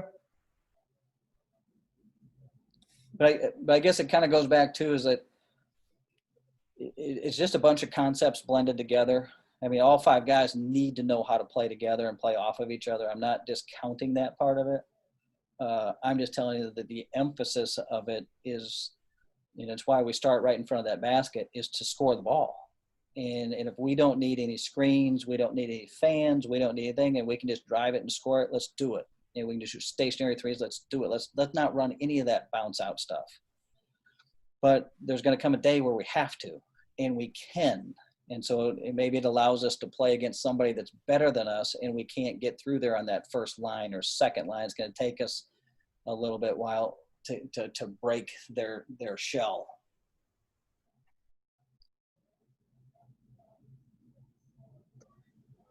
Coach Novak, Yes.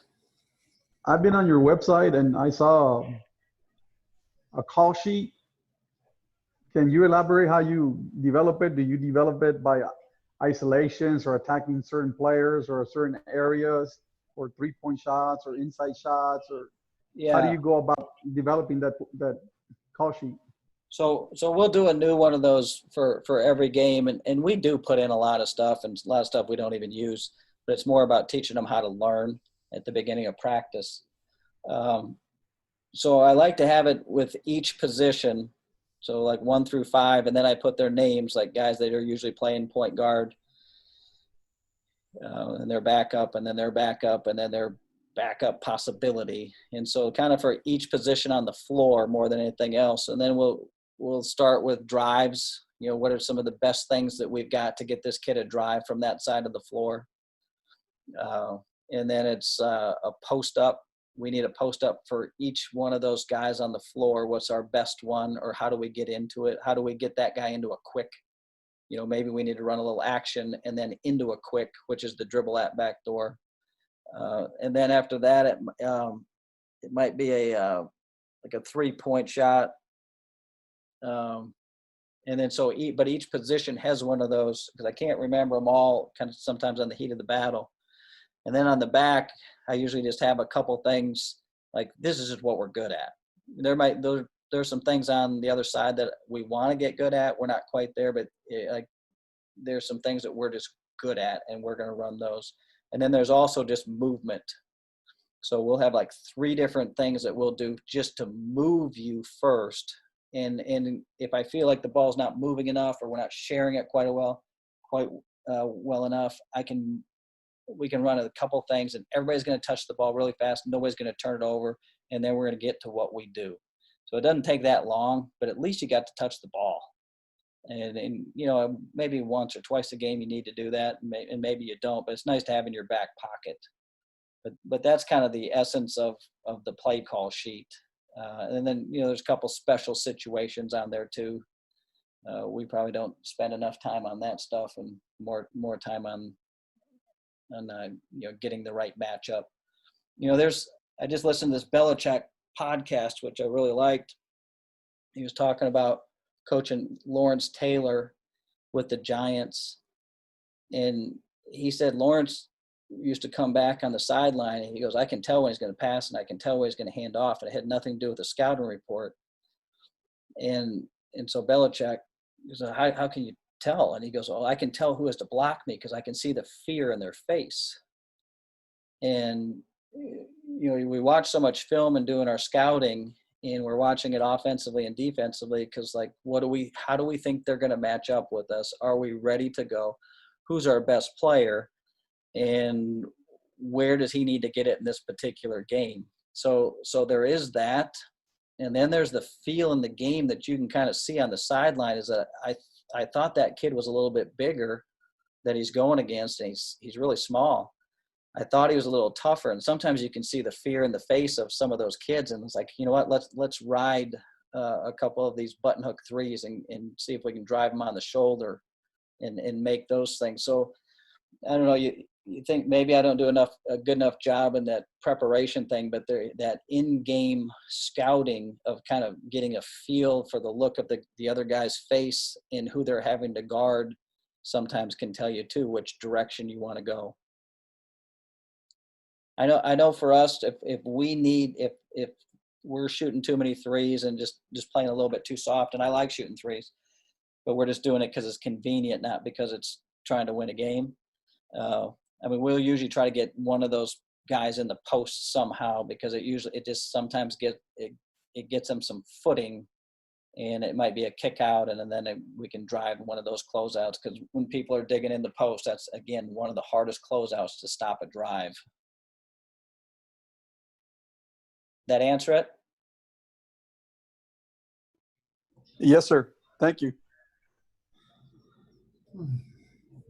Any other questions, guys or gals?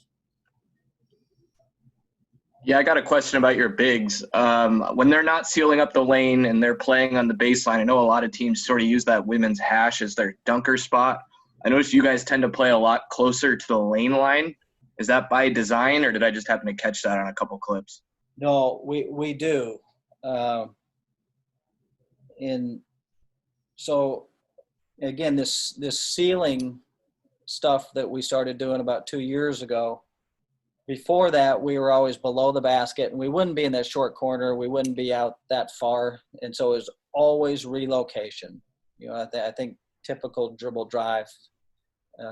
Get under the net, and then once we started learning how to seal, and again, there's not that much of a post game around the country. It doesn't feel like it's ball screen and maybe getting it to a big off of a ball screen, but like the old fashioned sealing block to block is kind of gone, which is a good thing in terms of if you want to play a physical post game still.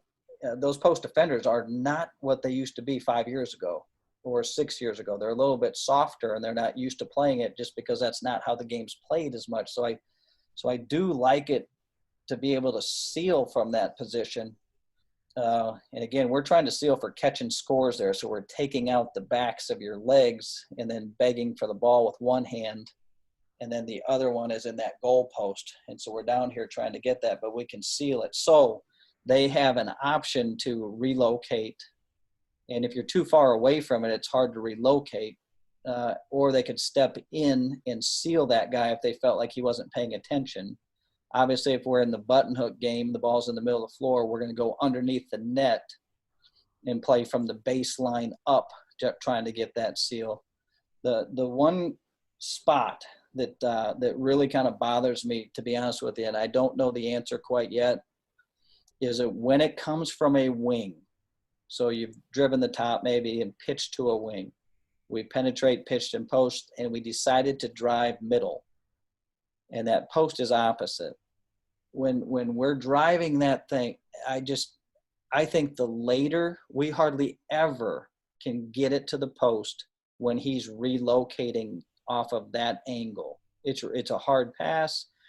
We don't seem to be able to get there. In fact, we probably turn it over a little bit too much trying it, and maybe it's about angles. But I think the longer you can stay in that short corner area or behind the board, the easier it is just to drop a little bounce pass in the direction you're dribbling, as opposed to relocating. So, and I just want to keep on watching. I know our guys just don't move sometimes, and we throw that pass and score. And so they're not really doing what they've been taught, but it's better than what they taught. And so that's one of my projects for the summer, is to keep analyzing that. And right now I'm saying stay as long as you can. If you think the guard from that wing just has unbelievable momentum to get a layup, try to get underneath the net and relocate late.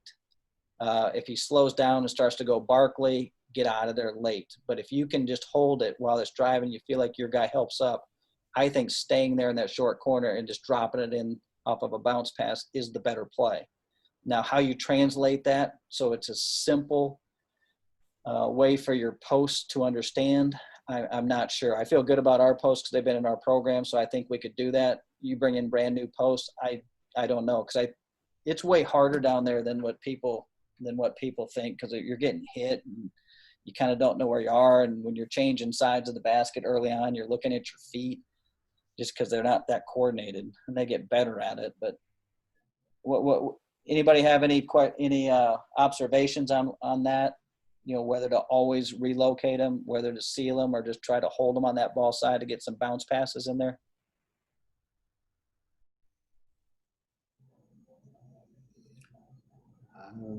We're quiet, Coach. We're in awe.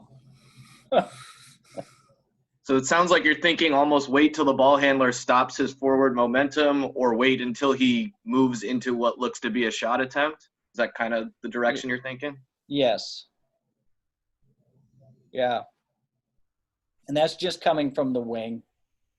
But when I told our guys, because I thought I'd screw this up a little bit, but I liked their ability to start sealing in transition, and that said, well, if they've learned that skill, why not utilize it in other places? And again, I don't want to have a fast break, and then I don't want to have half court offense, and I sure as heck don't want to have end of the shot clock offense, because every time we touch the ball, it should be end of the shot clock offense. So being able to combine that and use that, they did such a good job. And I thought we would get less drop-offs to the center, like when we're driving, because he's just sealing for layups. But he would dissolve that seal at the right time. And we did have a pretty good guard that could melt passes in there. But we probably got more drop-offs to the center from a seal and then just kind of gave it up. He didn't get a great seal. He got enough. But at least he occupied maybe that 6'10" player that you were talking about, Coach. So he had to think about something else other than gearing up to go pin it on the glass as your little guard's trying to drive. Like he's getting hit, he's looking around, and then all of a sudden he overcommits, and then you drop it to the other guy and we get a quick score. So I like having more than one thing than just relocate. And I just don't want to get too far away from that lane where they're turning that thing into a tougher shot even though he's open. I want to be able to rip and score it, or I want to get out of the way so that the guard has that space to play. I got two more questions for you, Coach. So you're playing a team with the big, and you've dribbling, and he hasn't really blocked the shots, but he's altering. Has this happened to your kids or anybody's kids? Where how do you keep the attack mentality? Because it seems like once he's altered 2-3, we turn into just 3-point shooting, and we don't even want to even attempt to even get near him. Right. Well, I mean, there's two things. You've created such animals, or you've brainwashed them into thinking that they can finish against anybody because we spend all this time on it. But there's still a decision making and wise decisions, and it's, this might not be the best time. And for me, I really do think some of those clips I showed at the end have saved us. In terms of just like, what, I got nothing else to do. I'm going to throw this thing up. And so, yep, he may not have blocked it, but he alters it. And then all you're doing is you're kind of turning that thing into a fast break when you miss those. And especially if you're not coordinated with your layups and you take 2 steps and you end up out of bounds, that's always advantage for the offense, because now you only have 4 defenders getting back at best. But the dribbling out, so you're still aggressive. And you know what? Maybe I did get scared. Like I know how to take out the guy's legs. I know how to do all this stuff. I know all these finishes, but at this point in time, it's like I can't afford to get my shot blocked. I can't afford to do this. But all of a sudden, I dribble out, and then we whip that ball around really fast, and now we got guys turning their heads and closing out in a different way. I dribble underneath the basket like that little kid did. We showed you on the clips. Like, maybe he was scared. Maybe that's why he didn't score that layup, because they could block his shot. But all of a sudden, like, he's getting somebody else a better advantage, and then they get lost. Or the dribble up. You lose leverage because of that big, or maybe the fear is why you lost your leverage. And that's why we're pretty big on those protection plans. Like, well, how do you get out of that then and still flow and put somebody at a disadvantage? And so sometimes those dribble up flips, and now someone else is coming, and the shot blocker has to look at something else other than sizing up one player from the top with that early open gap. And question number 2 for you is, there's another coach that spoke on my clinic, and this seems to be ran dribble drive for a while, and I don't really have an answer for this. You have a really good shooter, so they just go top lock or face guard. Other than running drops or backdoor actions, do you run sets? What have you done? Because I know drive in space or dribble drive isn't really a screening offense, or designed to be. So I know people have gone away from dribble drive and gone to staggered screens or stuff because they didn't have an answer for if teams just denied their best player in the corner. Yeah, and that's actually a legitimate question, and that's why, like, the fanning to me, and so we can fan the top. We could go guard, make a fingers cut, swing it, and then fan the top. We just drift over to the top, and so it's like you're getting a top flare. But then we also can put our center up there, and we will screen for him, and we will headhunt that defender so that he can get open off of a screen. So I always like the ability to have both screening for that guy, a bottom flare for that guy. I'm not a big into the staggers because, I mean, Yeah. there's very few people that can come off that stagger and shoot that thing. But, just within sets, you want to be able to, back screen him and put him in a dilemma, then step out. But I really do guard to guard pass and I fan away. So If you want to deny that, that's really opening up gaps for other players. But I do think that movement gets those guys open. And then I think running gets those guys open in ways that you can't in a half court defense that's really into those guys.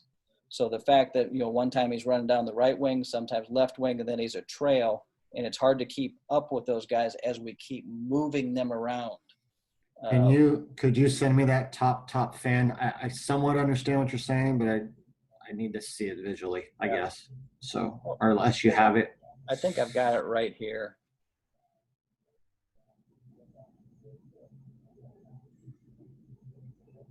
Is my screen still on? Yeah. Is it part of your swing series or? Yeah.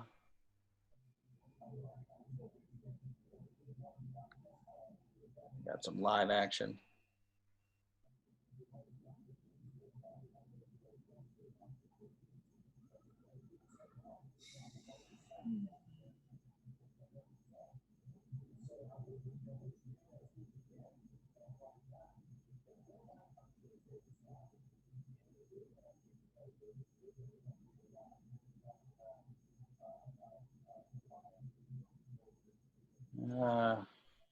I'd have to find it, but yeah, I can send you an email, Coach, and if Yeah. you can find it and you can send it to me, not a big deal.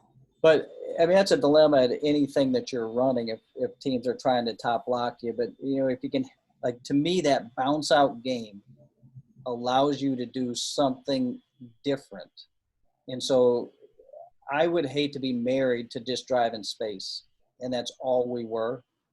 And at the same time, I would hate to be married to just straight, like, a traditional motion game. And I would like to be able to do both of them, because now I can use a great motion player and then a great driver together. And so to me, the bounce out or lift off of a wing, because I couldn't get penetration, so I just lift up to a guard spot and then I bring a center up. Or you can, for instance, at the Citadel on that exact scenario, that just set off our screen games, and it was all flares. And then but we didn't want to screen more than we had to. It was like, we're just going to beat you a different way. And so to take advantage of that elite shooter, instead of like, he's going to stand in the corner and we're going to deny him, we just took him out. And those other four aren't quite good enough to beat you 4-on-4. I mean, they should, but they can't because the other team's better. Well, that's kind of a crappy way to go, I think. And I've been there. I know what that's like. So to be able to, like, change gears in the middle without looking over to me to make that call, but the ball is telling you, we can't beat you off the dribble right now. We can't do it yet. And we need a different way.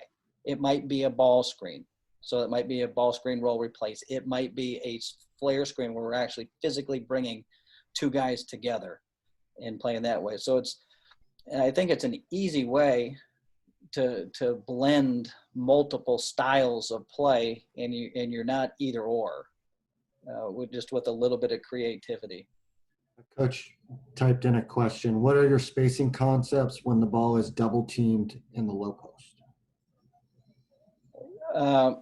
So we're always going to have somebody on that opposite block. whether he's cutting through there. And, again, two different posters we'll have. We'll have the center who has his own game in there. And then we would have a perimeter. And if we had a perimeter posting, we would always have that 5 on the opposite block getting ready to play yo-yo game. So we would want to get one guy below we'll say it's the 5-man, and we fed the 5, our true center, and we cut the guy through the elbow, and he's going to stay at the opposite block because he's going to play yo-yo with a 5. If that's trapped, we need one guy below the free throw line and one guy at the top of the key, and then the other wing is just got to make himself available for a pass. And we tell the ball is just to start dribble it out light. Now, if you can beat it to the baseline, beat it to the baseline always. Because I know when we do it, that's usually one of the first things that pisses me off, that you don't take away the baseline. So that's a shot. And then it's like just dribble it out a little bit. And then if that first pass up is open, throw it. Like we don't want – our passers aren't that great where we can hit the slot, which would be the best. But I'm just thinking about playing against the best trap available. And we can't make that pass. If that first one is open, throw it. If not, we'll pick the ball up and we'll dome it back to the baseline. And that guy that was on the low block will move to now the strong side block, and we'll just throw him a little short bounce pass. And then we may move over on the drift spot. But that's been really nobody's really doubled us for a long time. But again, at the Citadel, we did have a good post that got doubled, and that was a great action for us. Again, we got both blocks filled. Here comes the trap. Start to dribble it out to the open corner, just lightly, because I'm looking over my shoulder. But if that first guy's open, throw it. If not, dome it back to the baseline and drop it to the guy that was on the opposite block, because now he's sealing on the ball side block. Awesome. Thank you.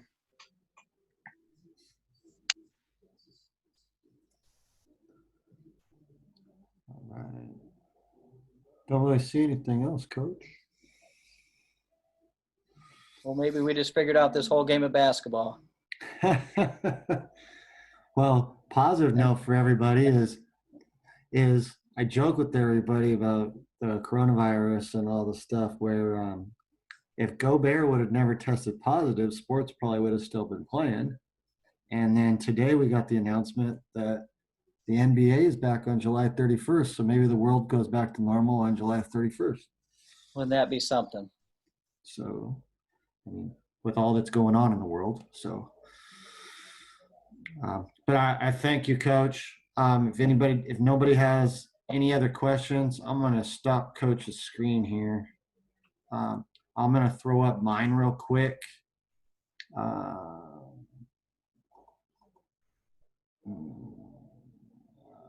Maybe I'm not. Let's see. Not that screen. Anyways, I'll just verbally say it. We got a couple more clinics this week, and next week we have 3 more. So I can be reached at System Hoops on Twitter. I sent out through the chat, the Facebook or the YouTube links for his clips. I'll even send it to the people that emailed, make sure that you guys all got that. So it's in an unlisted link, so you can't find it publicly. So I asked Coach if that was okay, and he said okay. So it's the easiest way for me to get those links to you guys, so I don't have to do it through a Google Drive or anything like that. So I do a System Basketball Coaches Social on Friday nights. For anyone that's interested in System Basketball, we watch a game, we break it down, we hang out, and have a good time. Saturday evening, we have a speaker at 5 o'clock, a high school coach that's ran the system for 3 years. And then next week, we're going Tuesday, Thursday, Saturday, and what's next Tuesday? Anybody know real quick the date? The 9th? Yeah. So the 9th, we have Joe Haig from Siena College. He was a D1 head coach and ran the system. He's going to share on his 3 dribble transition break. Thursday night, we have Coach Kurt Gelsdorf on special situations. If you haven't heard him speak, he spoke dribble drive with me before. He spoke on multiple defenses with me, and now he's going to go do special situations. He's going to cover some, and then he's going to do a ask Kurt anything question. So Kurt, you ready for this one? I'm going to say 1.5 seconds, ball in the dead corner. I need to know what I'm going to do. Okay, I need to know that one next Thursday night. So there's one of your questions. And then next Saturday, he was here tonight. We have it in the morning-ish. We have Coach Ron Huey from the University of Houston doing a dribble drive motion presentation. So that's what we got next week. And the rest of this week, Coach Novak, I'll let you guys know. If you don't know, check out DougNovak.com. It's free. There's some free stuff. He has some paid stuff. I believe, Coach, you have an all-access produced by Coach Oliver at Basketball Immersion, correct? Yeah, they just came in and filmed 3 practices. So if you want, it's his version of Championship Production All Access, but through Basketball Immersion, I believe. So it's similar to that type of thing, right, Coach? Yeah, it's on CoachDougNovak.com. Okay. And then obviously, do you have YouTube clips of some of your games? Is any of your games on YouTube or just Synergy? Yeah, I'd say Synergy, but on that website, I think we've got a lot of game footage. Okay. Just free stuff. And then Coach's contact information, if you want to ask him emails or send him emails and questions, he's a pretty open guy. So, yeah. Again, Coach, thank you for your time tonight. We really appreciate it. And for all of you guys attending, stay safe with all that's going on, and hope to see you guys either later this week or next week on some more Zoom calls. Thanks, guys. Thank you. That was fun. All right. Thanks, guys.